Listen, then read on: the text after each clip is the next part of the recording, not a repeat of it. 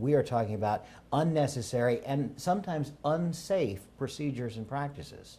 Just 2 weeks ago, it came out that 1/3 of medical spending is on the unnecessary, unsafe, and unproven. And this comes from the feds.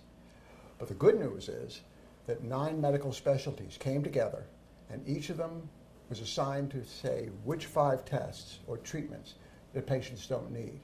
And that's just published.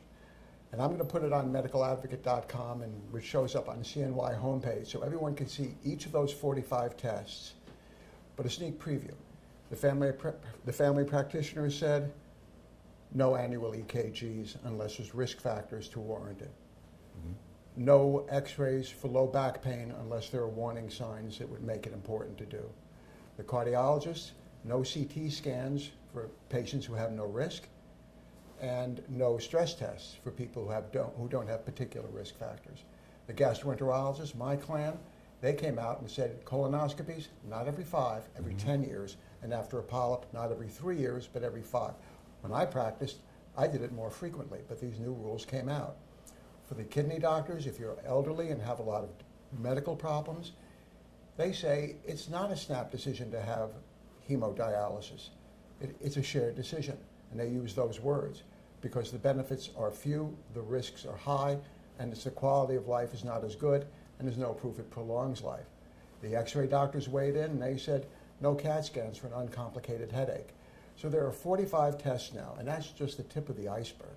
But it's a wonderful step and a very noble thing for societies to say, here's how we decrease care without decreasing the quality.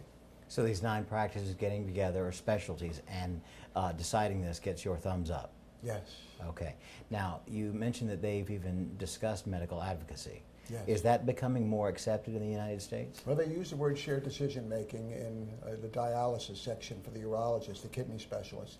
And yes, shared decision making is getting a lot of press, both in the New England Journal and the archives. So I'm happy to see that. I'm happy to see that people are increasingly being seen as not just partners in their care, but true managers in their care. And that's a nice and happy development. Now it just has to work its way through the system. Now, we talk about them being unnecessary. That's costly. It's time-consuming for everyone involved. But what about unsafe? If it's not necessary, it's not safe, because there's no test that can be given or treatment that can be offered that doesn't have its risks and benefits. But if you didn't need it and you have a bad result from it, I don't think there's anything more tragic than a person who has buyer's remorse but doesn't go anywhere with it. That's the one thing we certainly learned from you about that.